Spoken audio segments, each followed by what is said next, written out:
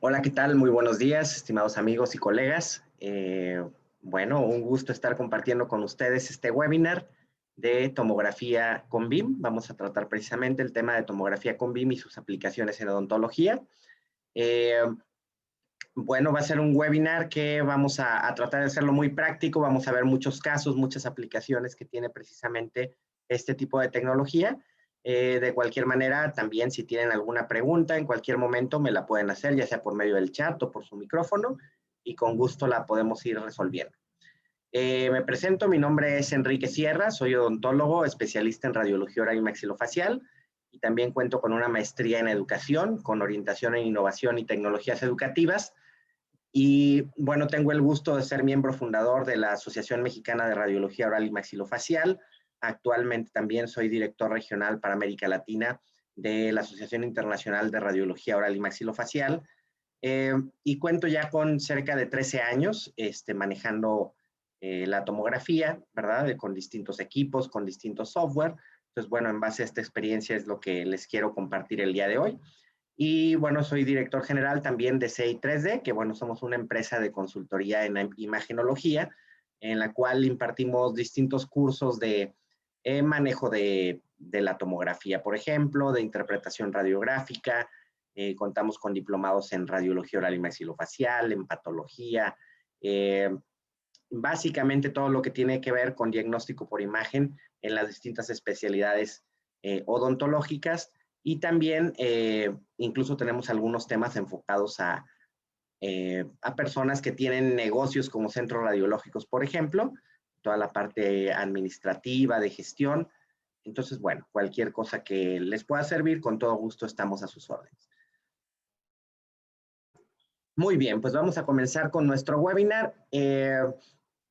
Como les comentaba, bueno, la tomografía computarizada con BIM realmente tiene muchas aplicaciones en odontología. Afortunadamente, cada vez más se está popularizando su uso, se está viendo las ventajas que tiene.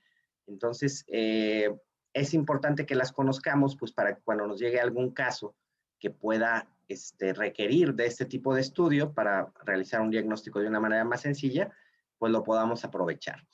Entonces, bueno, siempre que comienzo a hablar de tomografía, me gusta hacer referencia de forma breve a las radiografías 2D, porque principalmente la tomografía nos va a ayudar a solucionar estas tres principales limitaciones que tiene cualquier radiografía bidimensional.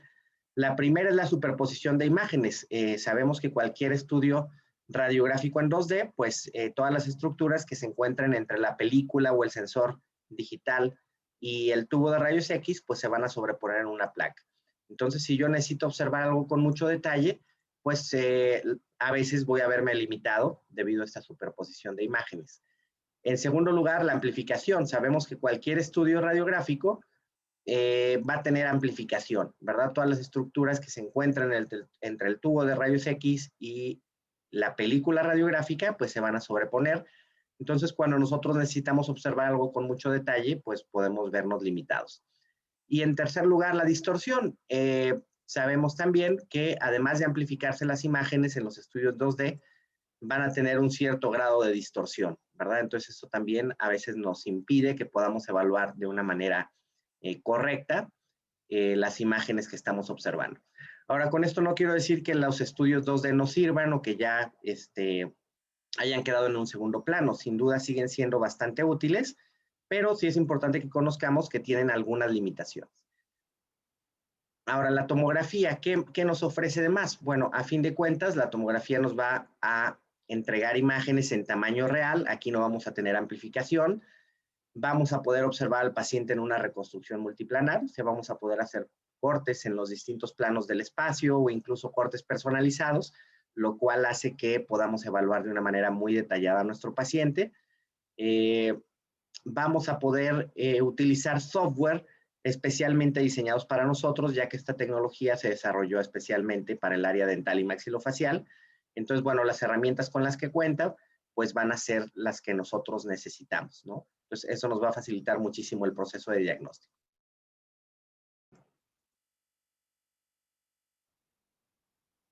Muy bien. Ahora, ¿qué es importante que nosotros interpretemos dependiendo de la aplicación que vayamos a utilizar? Vamos a ir revisando algunos casos concretos para poder tomar en cuenta estos aspectos que son fundamentales para una adecuada interpretación.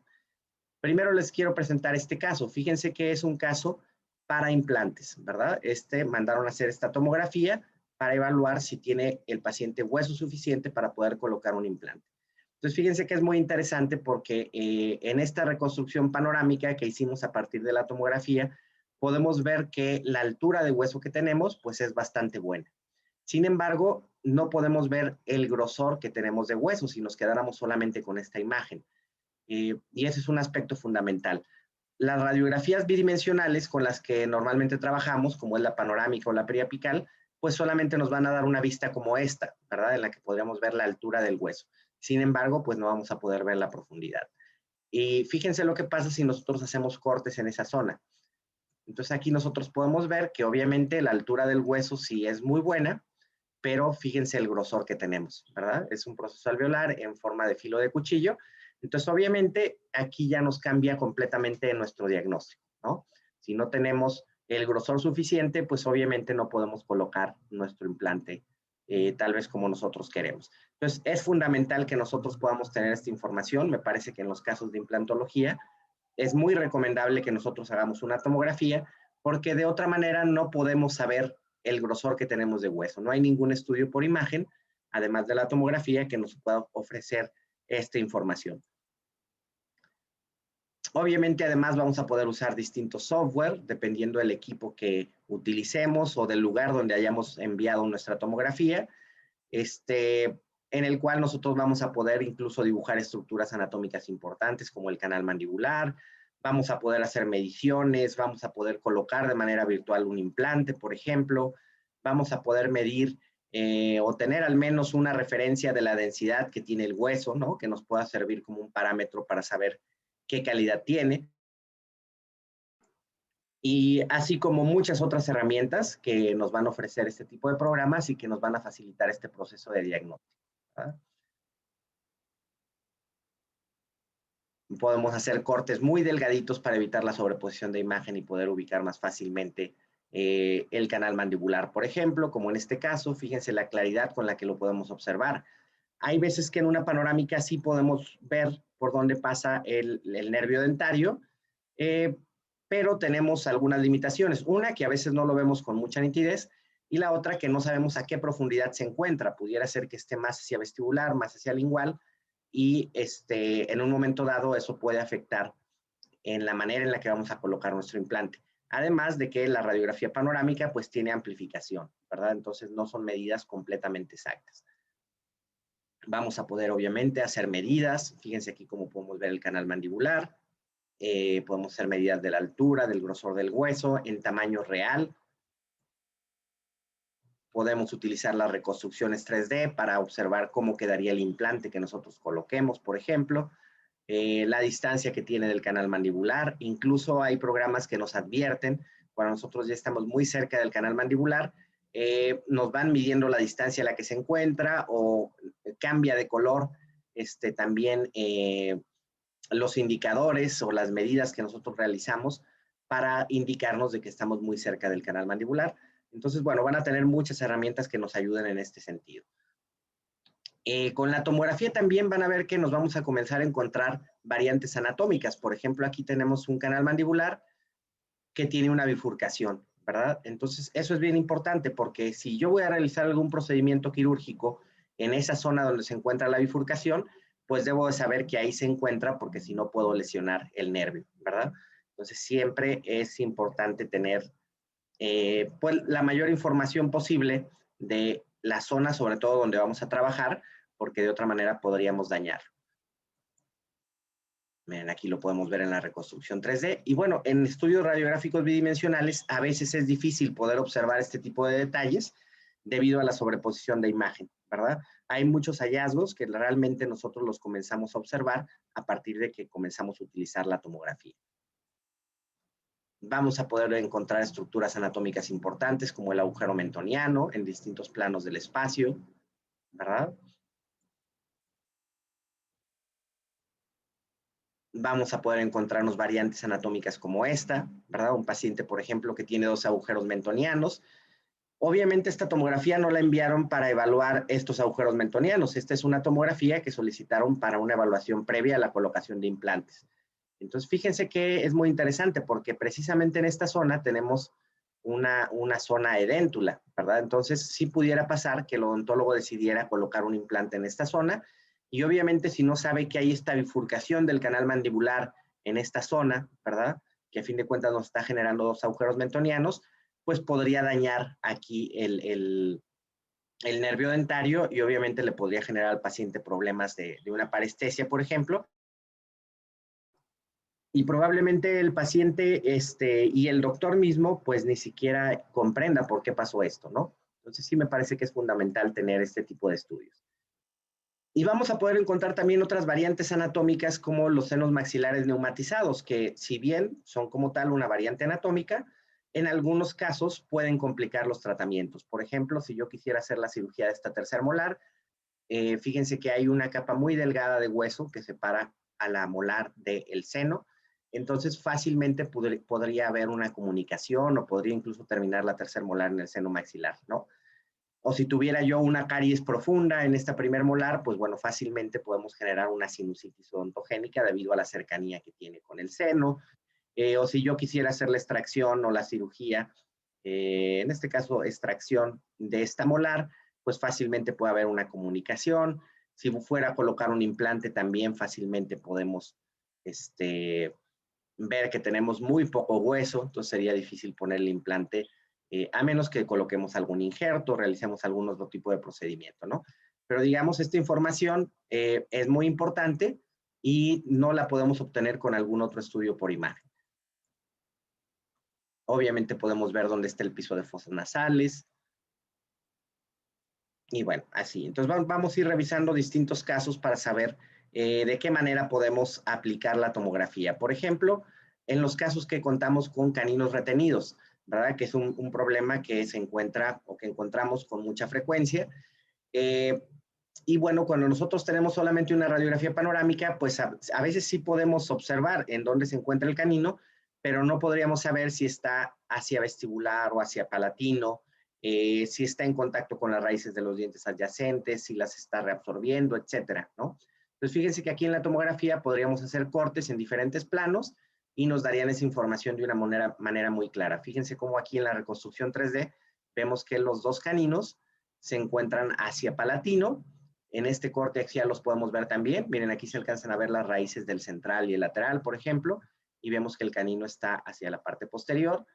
Vemos que están prácticamente en contacto, pero no está reabsorbiendo las raíces de los incisivos, que es un dato muy importante. Y en este corte también, miren, podemos ver la relación que tiene el canino precisamente con el incisivo. Entonces nos dan información mucho más precisa que nos va a llevar a tomar decisiones clínicas. Ya sea que yo vaya a hacer la cirugía, la extracción de estos caninos o que los vaya a traccionar a la boca, pues necesito saber en dónde se encuentran para saber de qué manera es más fácil acceder a ellos, ya sea para colocar un botón y traccionarlos, como si voy a extraerlos a fin de cuentas, ¿no? Entonces, la verdad es que nos facilita muchísimo el trabajo. Miren, aquí podemos verlos.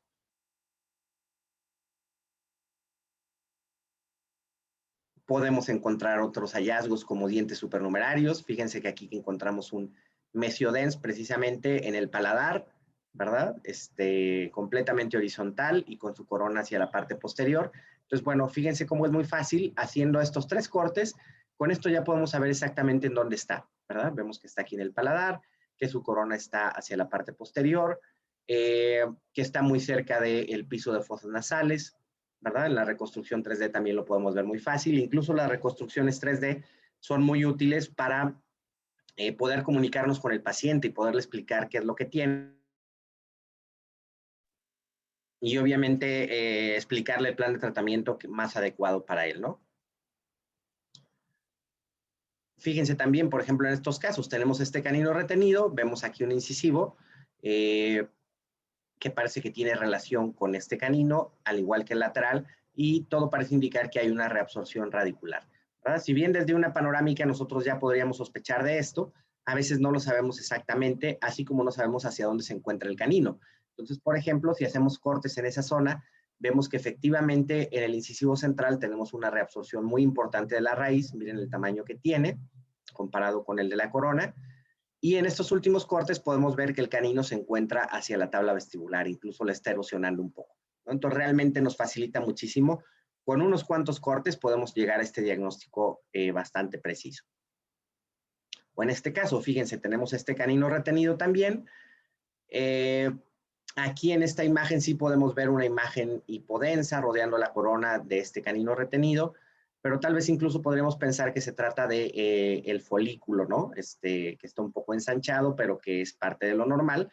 Sin embargo, cuando hacemos cortes ahí, fíjense que tenemos información mucho más detallada. Aquí podemos ver una lesión hipodensa, ¿verdad? Oscura, que rodea la corona del diente, que está expandiendo la tabla lingual, que le está erosionando en esta zona, que está adelgazando la tabla vestibular y expandiéndola un poco también. Entonces, bueno, con todas estas características ya nos acercamos mucho más al diagnóstico. Y si bien en el caso de patología siempre es importante realizar un estudio histopatológico, la verdad es que ya tenemos mucha información aquí que nos podría hacer pensar en un quiste dentígero, por ejemplo, ¿no? Entonces, es muy importante toda esta información que nos ofrece.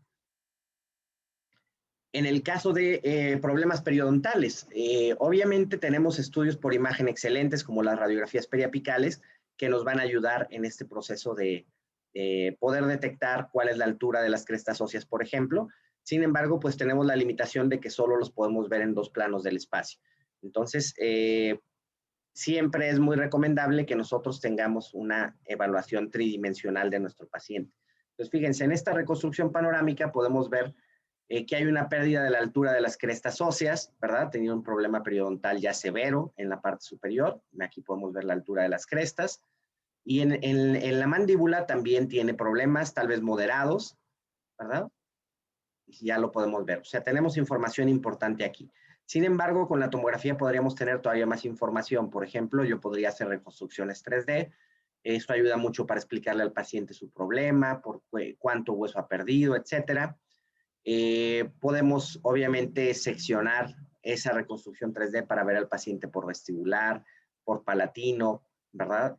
Del lado derecho, del lado izquierdo. Entonces, miren el nivel de detalle que te da.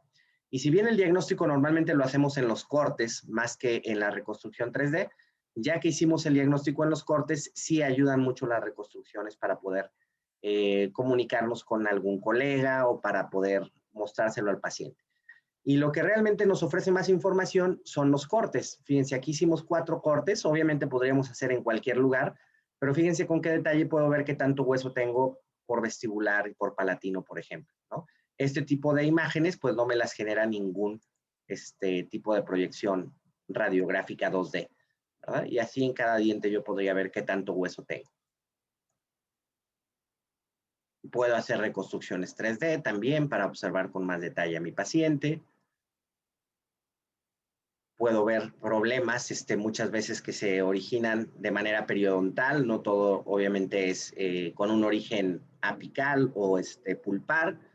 Miren aquí la pérdida de hueso que tenemos a nivel de esta premolar. Entonces nosotros, bueno, podemos ir jugando con distintos cortes dependiendo de lo que nosotros queremos evaluar. Otro aspecto también muy importante en el que nos ayuda la tomografía es para evaluar la articulación temporomandibular. Y si bien la articulación temporomandibular pues tiene componentes de tejido duro y tejido blando, con la tomografía solamente vamos a poder ver los tejidos duros.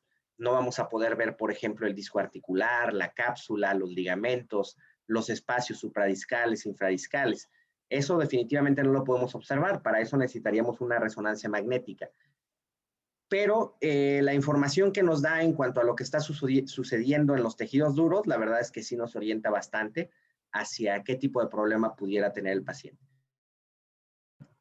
Entonces vamos a ver qué cosas nosotros podríamos evaluar. Obviamente el tema de la articulación temporomandibular es un tema bastante extenso. Podríamos dedicar un curso completo, un diplomado completo a la evaluación del ATM. En este momento no es la intención entrar a ese nivel de detalle, pero sí que nosotros podamos identificar cuáles son las características de normalidad y cuáles son algunas de las principales alteraciones que se pueden presentar para que cuando les llegue algún caso, pues lo puedan identificar con facilidad. Entonces, miren, cuando nosotros evaluamos la articulación, casi siempre hacemos 2 tomas, una en oclusión y otra en apertura. En la toma de oclusión, básicamente evaluamos la morfología que tienen los componentes óseos de la articulación y la posición del cóndilo en relación con la cavidad glenoidea. Entonces, en cuanto a la morfología, ¿qué detalles debo observar yo para saber que el paciente no tiene algún problema, verdad?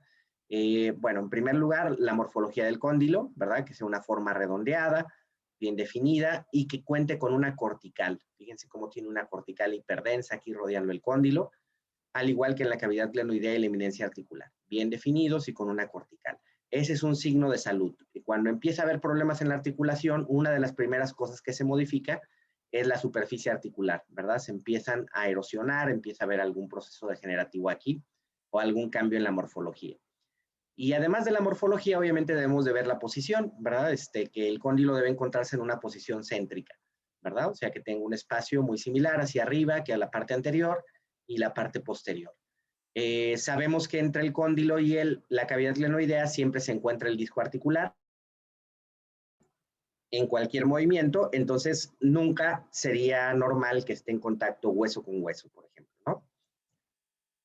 Y aquí, miren, tenemos la segunda toma en apertura. Entonces, aquí lo que podemos ver es el desplazamiento del cóndilo. Vemos que se desplaza más o menos hasta el centro de la eminencia articular. Ese es el desplazamiento normal. Y vean cómo se sigue conservando ese espacio, ¿no? Porque el disco, pues obviamente acompaña al cóndilo en cualquier movimiento. Entonces, básicamente es lo que observamos aquí en la toma de apertura. Obviamente, si el paciente tuviera una limitación de la apertura, pues veríamos que el desplazamiento estuviera reducido, estaría reducido, o en algunos casos incluso puede estar aumentado, ¿no? Vamos a ver algunos detalles. Entonces, fíjense, esas articulaciones que vimos anteriormente, pues son articulaciones en un estado saludable. Ahora vamos a compararlas con esta. Fíjense aquí, tenemos unos cortes coronales, ¿verdad? Son unas vistas como en sentido antero-posterior, y fíjense en la superficie del cóndilo, ¿verdad? Como tiene estas zonas como erosionadas, como vemos esta presencia de quistes subcondrales, la superficie está irregular, la superficie del cóndilo, y además fíjense que hay muy poco espacio entre el cóndilo y la cavidad glenoidea. En estos cortes sagitales o cortes laterales, digamos, podemos ver que hay una distancia muy reducida entre el cóndilo y la cavidad glenoidea. Vemos esta zona, ¿verdad? Como este quiste subcondral, y además vemos un osteofito, esta formación de hueso hacia la parte anterior. Entonces, obviamente todo eso, pues nos habla de que esto no es normal. Eso es lo más importante, que nosotros diferenciemos cuando hay algo que es normal o que puede ser una variante de lo normal y cuando ya es algo patológico, ¿verdad? Porque aun cuando no sepamos exactamente de qué se trata, pues ya sabemos que esto de ninguna manera puede ser normal y podemos ya investigar, ir a consultar a libros, artículos, hacer alguna interconsulta y a fin de cuentas vamos llegando al diagnóstico definitivo. Miren este caso también interesante. Si observamos el desplazamiento que tiene el cóndilo, pues está aumentado.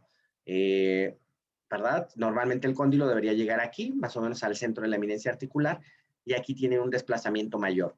Casi siempre cuando tenemos este tipo de desplazamientos es porque tenemos una hiperlaxitud ligamentosa, o sea, todos los ligamentos del cuerpo del paciente son más elásticos de lo normal y por lo tanto tiene un desplazamiento aumentado. Como tal, la hiperlaxitud no es una patología, pero sí pudiera favorecer que se desarrollaran problemas articulares debido a esta hiperlaxitud. Y miren este caso, ¿no? Aquí tenemos también un cóndilo, de entrada lo vemos más pequeño, vemos que hay un aumento de la densidad en la superficie de la cavidad glenoidea, vemos un espacio reducido, del lado contrario todavía más, vemos aquí que prácticamente está en contacto hueso con hueso, vemos un aumento de la densidad en la cavidad glenoidea y también en la superficie del cóndilo, vemos ahí una zona como de erosión en este punto, pues obviamente aquí también sabemos que hay un problema, ¿no? Esto no está funcionando de manera adecuada. Y miren, en este caso también es muy claro. Este es un corte axial. Podemos ver aquí el cóndilo del lado izquierdo y el del lado derecho. Estamos viendo los cóndilos como de arriba hacia abajo, digamos.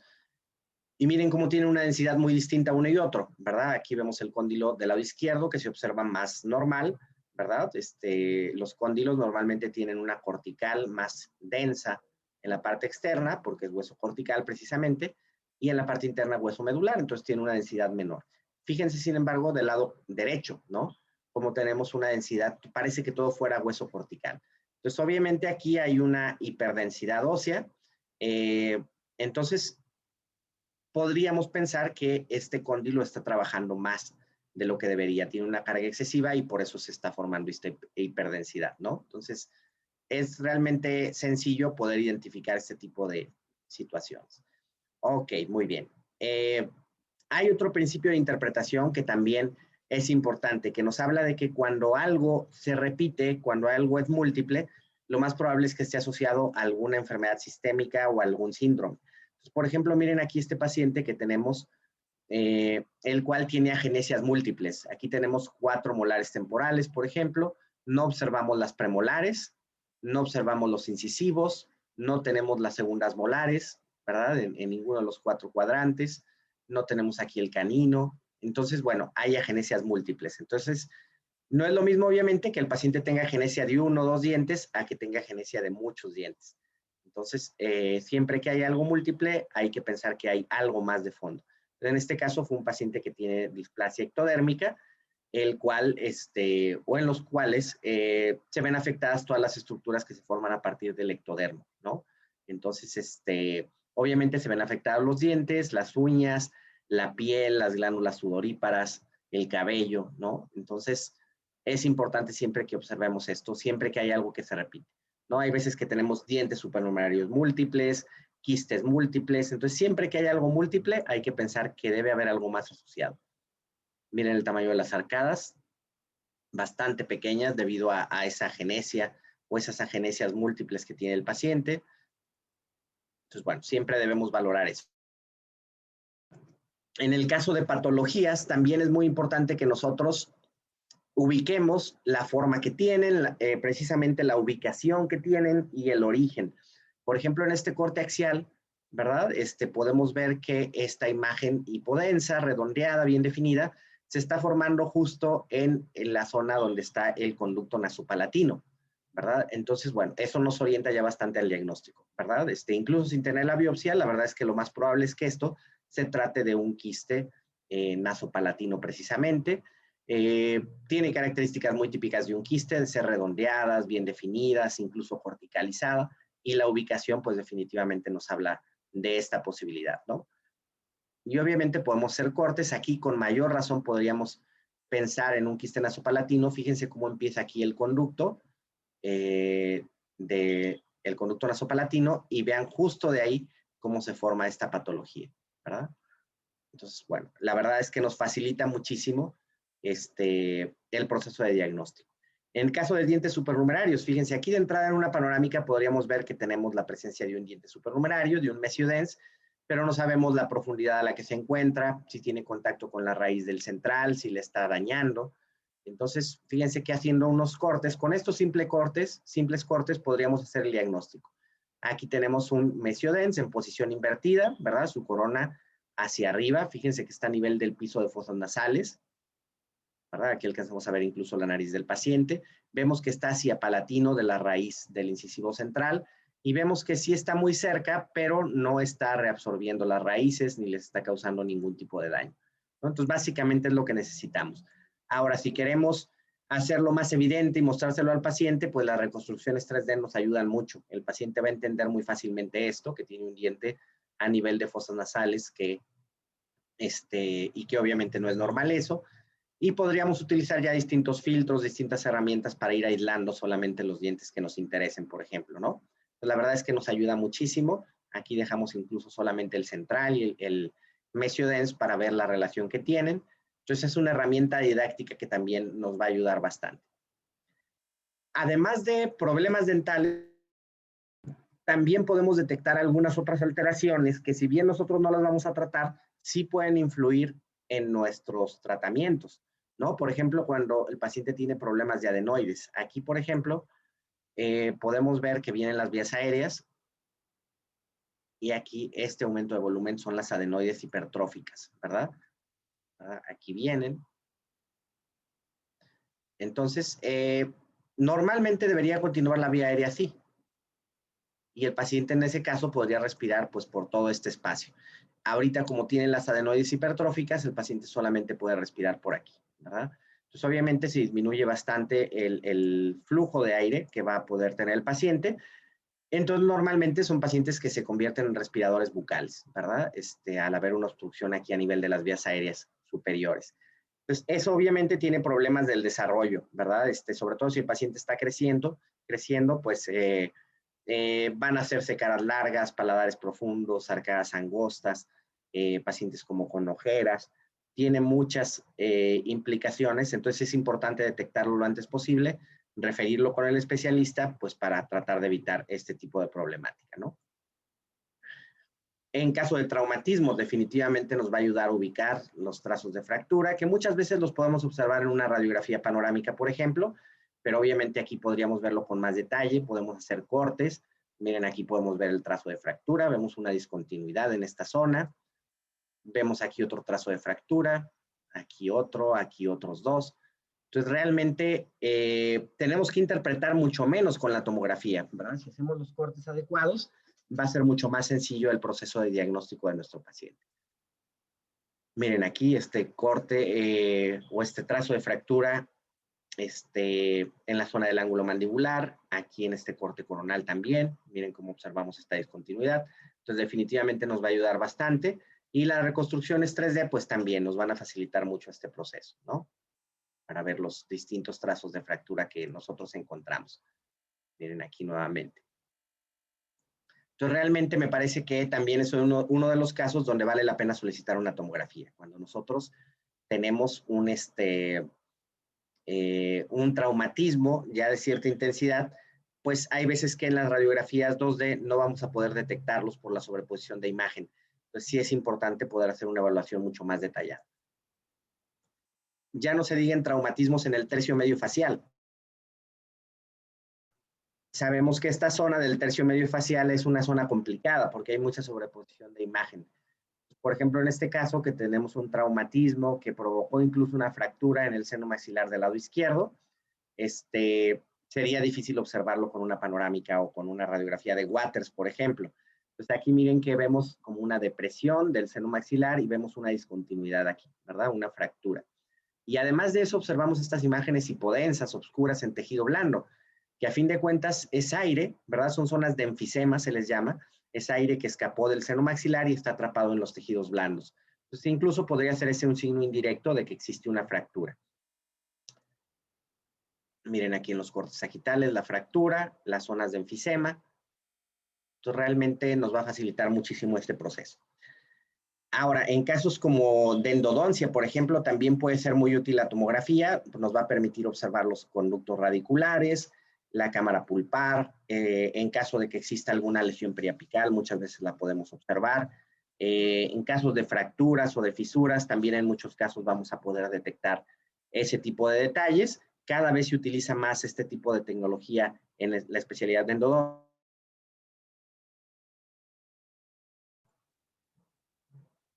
Y bueno, podríamos ir evaluando así el paciente en distintos cortes. Por ejemplo, aquí para ver los conductos en la zona de molares. Y nos va a permitir encontrar muchos hallazgos. Por ejemplo, en este caso, esta tomografía la enviaron para evaluar el canino retenido. Sin embargo, lo que aquí me llamó mucho la atención fue la premolar. Entonces, fíjense aquí en la primer premolar que tiene una dilaceración, tal vez no muy marcada. Tal vez alguien podría decir, bueno, pues podemos hacer el tratamiento de endodoncia sin mucho problema. Sin embargo, fíjense qué pasa cuando hacemos cortes. Bueno, aquí tenemos la reconstrucción panorámica. Aquí vemos en este corte un poco más la dilaceración, pero sobre todo es interesante en este último corte, ¿verdad? Fíjense cómo tiene como un zigzag, ¿verdad? Una curvatura, una doble curvatura. Entonces, obviamente, este tipo de imágenes no la podemos obtener con ninguna radiografía. Se fijan, es una vista como de mesiala distal. Y todas las radiografías que hacemos, 2D, nos dan una vista como de vestibular hacia palatino. Entonces, obviamente aquí sí se puede realizar un tratamiento de conductos, pero si sabemos que realmente tenemos esta anatomía, si no lo sabemos, si hacemos un tratamiento convencional, es muy probable que podamos hacer una falsa vía, por ejemplo, y que fracase nuestro tratamiento, ¿no? Entonces, me parece que realmente en endodoncia también nos puede ayudar bastante. En el caso de lesiones periapicales, bueno, pues sin duda con la tomografía, con radiografías 2D las podríamos observar, pero obviamente aquí vamos a tener mucho más detalle. Miren, vemos la lesión afectando las dos raíces de esta molar. Aquí vemos exactamente la lesión, la relación que tiene con el ápice. y en estos cortes axiales también. Vemos la imagen, vemos que es un órgano dentario que tiene tratamiento de conductos. Entonces, a fin de cuentas, sí te da información mucho más detallada que te puede llevar a tomar mejores decisiones también.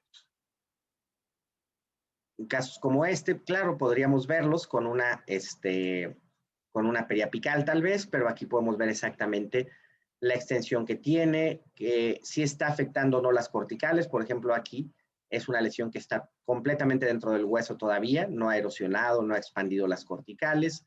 Entonces, bueno, son detalles que definitivamente nos ayudan.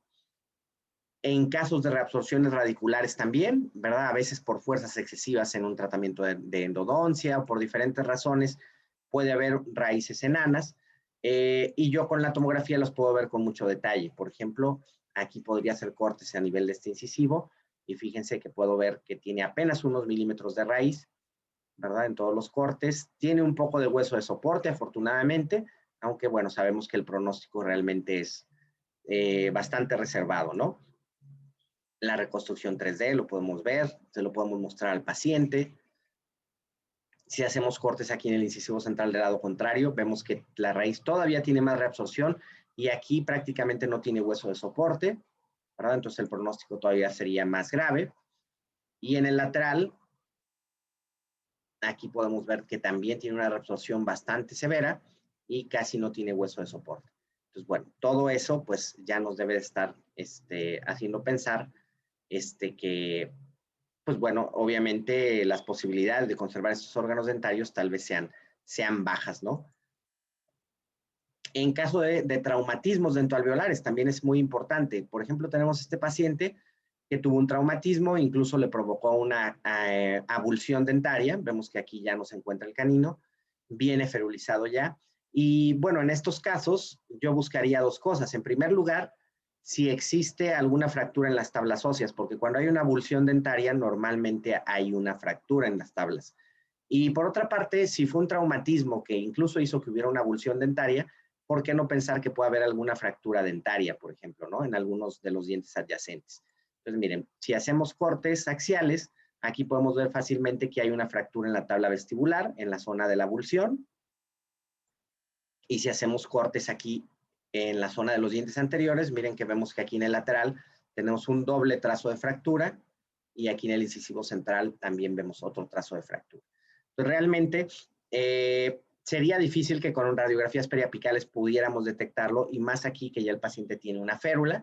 Además de que imagínense que es un paciente traumatizado, bastante lastimado, que probablemente tenga incluso problemas de apertura bucal o limitación en la apertura, y que va a estar lastimado. Entonces, si yo quiero tomarle radiografías periapicales, pues obviamente va a ser bastante molesto o tal vez incluso no voy a poder hacerlo, ¿no? Entonces, la tomografía tiene la ventaja de que es un estudio que no es invasivo, no lo vamos a lastimar y vamos a tener información mucho más detallada.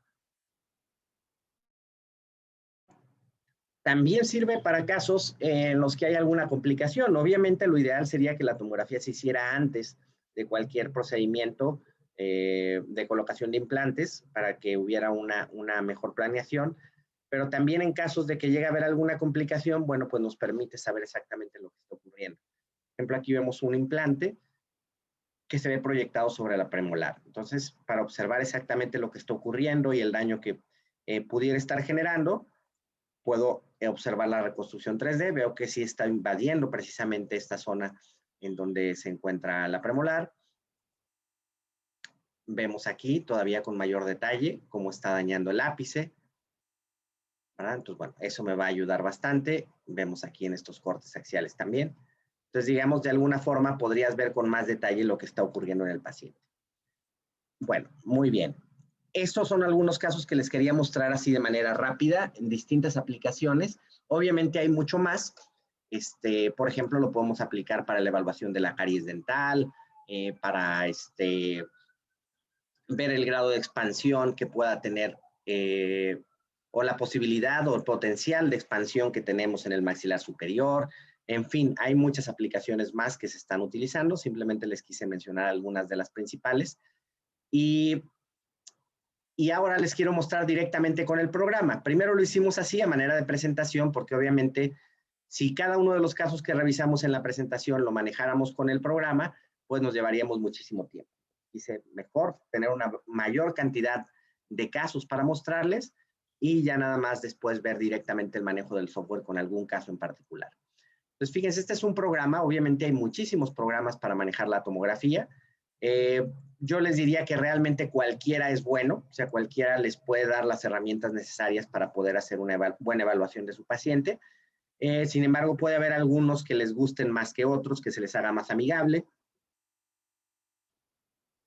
Y también hay algunos que son más ligeros que otros, ¿no? Hay algunos programas que son muy buenos, pero que requieren mucha capacidad de la computadora. Entonces, a veces si no contamos con una computadora con ciertas capacidades, puede complicarse el que podamos evaluarlas, ¿no? Pero realmente cualquier programa me parece que nos puede servir para el proceso de diagnóstico sin ningún problema. Prácticamente todos los programas tienen una barrita del lado derecho. Por ejemplo, aquí tengo este corte axial y tiene una barrita del lado derecho con la cual yo me puedo desplazar hacia arriba y hacia abajo y voy viendo los cortes. Siempre tengo una referencia en la reconstrucción 3D que me indica qué nivel estoy haciendo el corte. Y lo mismo puedo hacer en los cortes coronales y en los cortes sagitales, ¿no?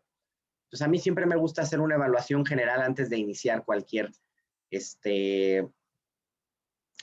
tratamiento. O sea, antes de, digamos, probablemente el paciente acudió con nosotros porque quería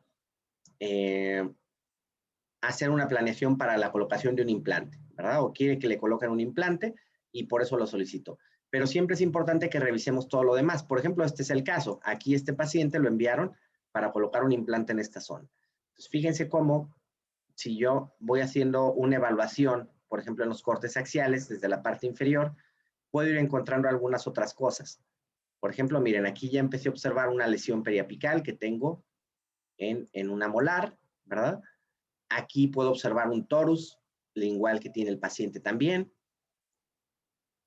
Sigo subiendo. Aquí fíjense que ya observé también de manera distal, fíjense cómo hay una discontinuidad, tiene una caries distal en la segunda molar superior. Vemos aquí los senos maxilares que no están completamente oscuros, deberían observarse con esta tonalidad, completamente hipodensos. Fíjense que tienen algún contenido en su interior, ¿no? Entonces, obviamente, eso no es normal también. Y fíjense todo lo que detectamos como hallazgo. Realmente el paciente lo enviaron solamente para evaluar o para una evaluación previa a la colocación de implantes. Y aquí fíjense en este corte también, en los coronales pudiéramos hacer lo mismo, comenzar desde la parte anterior hacia la parte posterior. Y a veces en algunos planos vemos algunas otras cosas. Por ejemplo, aquí también vemos los cornetes que están hipertróficos, están como inflamados, ¿verdad? Los senos maxilares, obviamente, aquí con el contenido que tienen. Y básicamente es lo que pude observar ahí. Y en el corte sagital podemos hacer lo mismo. Entonces yo me puedo ir de manera lateral. Fíjense que aquí ya estoy viendo la lesión periapical que tiene el paciente. Vemos aquí la caries distal con muchísimo detalle. Vemos las reacciones en el seno maxilar. Entonces, la verdad es que nos da una cantidad de información muy, muy importante este tipo de estudios, ¿no? Entonces, siempre vale la pena que nosotros hagamos una evaluación en los distintos planos del espacio. Miren el torus mandibular, aquí también lo podemos ver.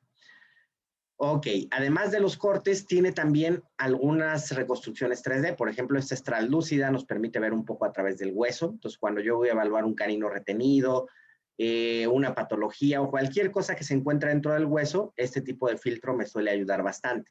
Pero hay otros casos en los que me sirve más observar el contorno, por ejemplo, del hueso. Entonces, si yo entro aquí a este botón, tengo ahí distintas formas de observar la reconstrucción 3D. Por ejemplo, si escojo esta, le doy clic en OK, entonces ya veo ahí como en sólido el hueso, ¿no?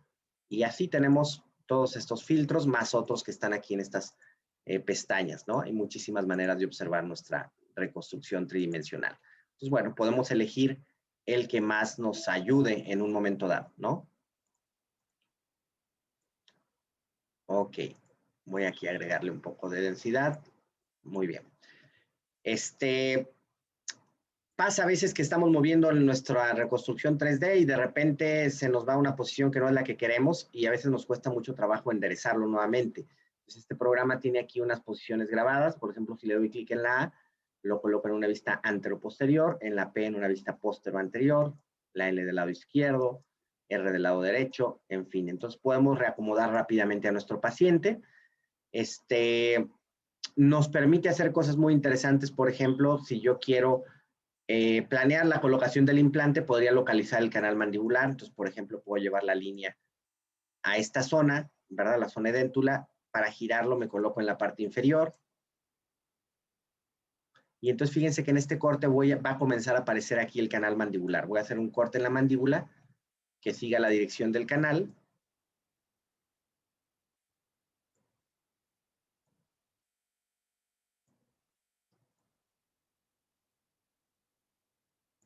¿Verdad? Entonces miren ahí, ya lo puedo observar, ¿verdad? Ya tengo ahí mi canal mandibular. Entonces después lo podría dibujar. Aquí le doy clic en canal, dibujar, y entonces empiezo a dar clics y lo empiezo a trazar. Eso me va a permitir que cuando yo haga cortes para colocar mi implante, sepa exactamente por dónde está pasando, ¿verdad? Ya que lo localizo, puedo enderezar o devolver las líneas a su posición normal. Aquí voy a cambiar la dirección de esta línea en este sentido. Y miren, ahora, por ejemplo, podría hacer una curva panorámica para poder hacer cortes siguiendo la forma de la arcada. Entonces, ahí le damos doble clic, lo extendemos. Aquí le voy a dar grosor a la panorámica. Ahorita lo estoy haciendo de una manera tal vez un poco rápida, nada más para mostrarles cómo funciona. Con gusto les puedo compartir algún tutorial más completo y con más calma para que puedan ver el manejo de las herramientas también. Eso en un momento platicamos y con gusto se los puedo compartir. Entonces, fíjense, por ejemplo, aquí llevo la línea de corte a esta zona edéntula. Entonces, aquí yo ya puedo observar la altura y el grosor del hueso que tengo. Miren cómo aparece aquí el nervio dibujado. Entonces, tengo esta herramienta de medición, por ejemplo. Le doy clic, me extiendo. Fíjense la nitidez con la que se observa el canal mandibular. Un poco antes de llegar al canal doy otro clic y, por ejemplo, podría medir también el grosor del hueso que tenemos, ¿no? Entonces, ahí ya sé que tengo 6 milímetros de grosor y 13.7 de alto, ¿no? Entonces, en base a eso, podría yo elegir algún implante para colocarlo de manera virtual y ver cómo quedaría. Entonces, tiene aquí la opción de implante, insertar. Entonces, aquí me muestra una galería de implantes de diferentes marcas, dependiendo la que yo utilice. Entonces, por ejemplo, si elegimos Straumann, ahí te pone la galería de implantes, el tamaño, las medidas que tienen. Entonces, por ejemplo, aquí podríamos elegir uno de 4.1 por 12 milímetros. Seleccionamos y colocamos el implante. Y obviamente aquí lo podemos centrar, arrastrándolo. Si queremos girarlo, tiene unas líneas amarillas que lo podemos girar. Y obviamente lo tenemos que ver al menos en dos planos, en un corte y en la panorámica, por ejemplo, para posicionarlo adecuadamente, ¿verdad? Porque recuerden que pues nuestro paciente es tridimensional, ¿verdad? Y cuando hacemos cortes, tenemos solamente imágenes en dos dimensiones. Entonces, bueno, ahí ya lo colocamos, ya tenemos una idea de cómo se encuentra. Y fíjense, aquí es lo que les decía, si yo me coloco sobre el implante, ahí me aparece una medición que dice 2.4. Si yo me voy acercando para el nervio, al colocar el implante, fíjense que al tocarlo, cambia de color a rojo, ¿no? Entonces ahí me está previniendo de que si lo coloco de esa manera, pues puedo dañar a mi paciente, ¿no? Entonces, incluso pudiéramos tener un aproximado de la densidad ósea, si nos venimos aquí implante, mostrar densidad ósea, aquí te muestra una gráfica o varias gráficas que te dicen qué densidad tiene el paciente. Por ejemplo, aquí te pone densidad 1, 2, 3, 4 y 5, y abajo te dice a qué unidades Hounsfield corresponde, ¿verdad? Aquí el hueso tipo 5 de menos 500 a tal vez 100, y así te va indicando, ¿verdad? Te pone aquí las siglas HU, que son las siglas de unidades Hounsfield, que es la unidad con la que se mide la densidad. Y aquí te dice oclusal y apical, o sea, te está midiendo la densidad en el lugar donde colocaste el implante. Bueno, tienes en realidad dos gráficas, una que te dice fuera, está midiendo la densidad alrededor del implante y esta que dice dentro es justo donde colocaste el implante, ¿verdad? Y comienza a medirte la densidad desde la parte más oclusal del implante hasta la parte más apical. Entonces, con una sola gráfica tú puedes tener una vista general de la densidad que tiene tu paciente, ¿no? Que aquí sabemos que está entre hueso tipo 3 y tipo 4, que es una densidad bastante buena para colocar un implante, ¿no? O puedes hacerlo también de manera más puntual con esta herramienta, que dice lente, le das clic ahí y automáticamente comienza a medir la densidad. Se fijan, donde coloco el puntero, aparecen ahí unas letras que dice HU y un número, ¿verdad? Se va moviendo cuando yo voy desplazando el mouse. Entonces, de esa manera podría ir sacando como un promedio de la densidad que tiene mi hueso. Que a mí me parece más sencillo hacerlo con la colocación de un implante más que de esta forma, pero bueno, en un momento dado, es importante que sepan que existe esa herramienta y que les podría ayudar también en algunos casos, ¿no? Y bueno, tiene muchísimas herramientas el programa. Por ejemplo, podríamos hacer también una endoscopía virtual, aquí donde dice 3D Zoom. Si le doy clic, tiene esta opción que dice endoscopía. Entonces, por ejemplo, aquí yo me puedo ir a alguna zona, vamos a suponer que yo quiero navegar en este premolar. Entonces doy clic ahí, arrastro un poquito y doy clic. Entonces ahí lo que puedo hacer es colocar, como si colocara una cámara, ¿verdad? Dentro del conducto.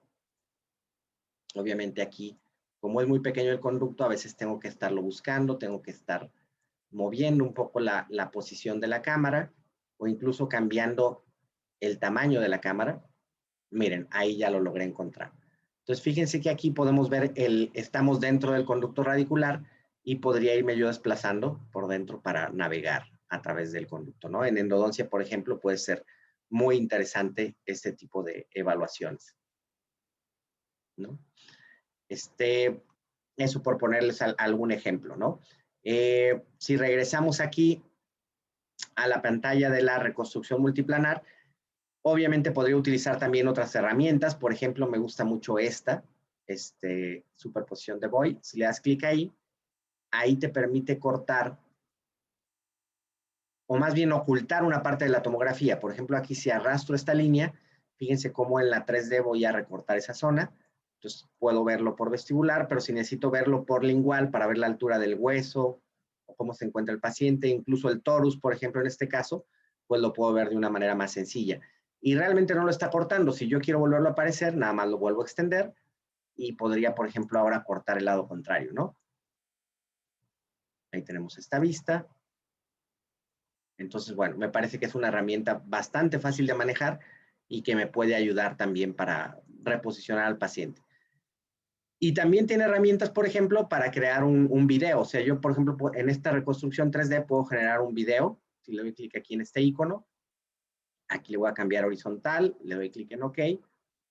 Y aquí donde dice play, bueno, tiene este botón como de play, de reproductor, le doy clic.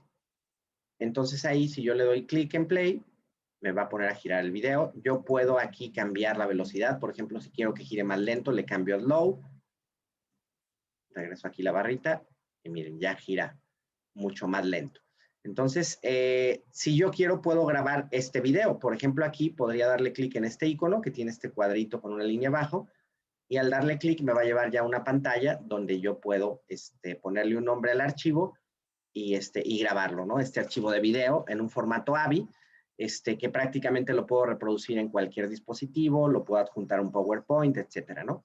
Y si quiero que se oculten los datos personales del paciente, puedo darle clic aquí en donde dice ABC, las oculta, o si quiero que aparezcan nuevamente, pues los vuelvo a mostrar, ¿no? Entonces, bueno, cada programa tiene una gran cantidad de herramientas, ¿verdad? Dependiendo de lo que ustedes necesiten evaluar, o son las herramientas que más van a necesitar. No quiere decir que todas las herramientas la necesiten en todos los casos, obviamente, ¿no?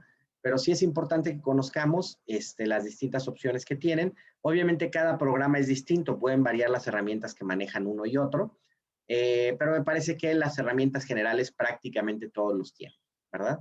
En esta clase la idea no era como mostrar todas las herramientas del programa, porque obviamente sí lleva esto mucho más tiempo y obviamente también si quisiéramos mostrar las herramientas de todos los programas, pues nos llevaría mucho más tiempo, ¿no? Pero sí quería que pudieran tener como un panorama general de las herramientas que manejan estos programas. Ahora, si alguno de ustedes maneja algún otro programa en particular, ¿verdad? Este es el Celis Dental, el que estuvimos manejando hoy, pero hay muchos programas. Tengo grabaciones de distintos tutoriales de al menos 10 programas distintos, ¿no? Entonces, si alguien maneja algún otro y le interesa que le envíe algún tutorial o información para que lo pueda checar, Si gusta, me puede por el chat dejar su contacto, su correo electrónico, por ejemplo, y con gusto se lo puedo enviar. O por medio de WhatsApp también, les voy a dejar aquí mis datos. Miren,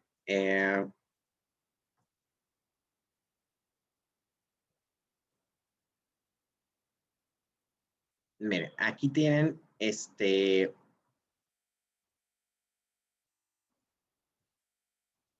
¿verdad? Mi correo electrónico y mi número de WhatsApp. Si se encuentran en México, así lo pueden marcar directamente. Si están fuera de México, tendrían que agregar 52 y después este número. Bueno, el signo de más, 52 y después el número que aparece en la pantalla. Pueden solicitarme ahí si necesitan algo, o si quisieran que les compartiera, o incluso la grabación de este webinar, si quisieran verlo con más calma nuevamente para repasar algo, con gusto se los puedo compartir también. Ok, bueno, muy bien, doctores. No sé si tengan alguna duda, alguna pregunta, podemos aprovechar para responderla, ya sea por medio del chat o si quieren abrir su micrófono, con todo gusto los puedo atender, podemos resolver cualquier duda que surja.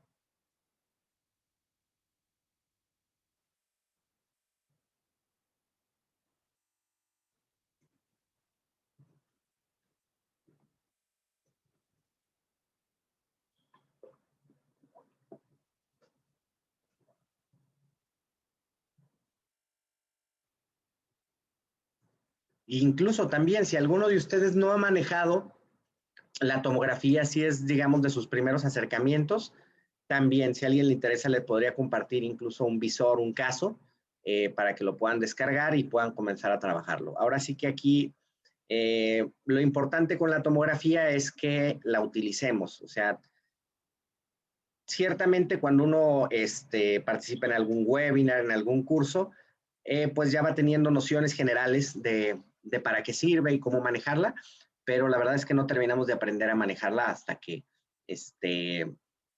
pues ya nosotros directamente abrimos el programa y comenzamos a practicar con él, ¿no? Pues también si a alguien le interesara, con gusto le puedo compartir algún caso.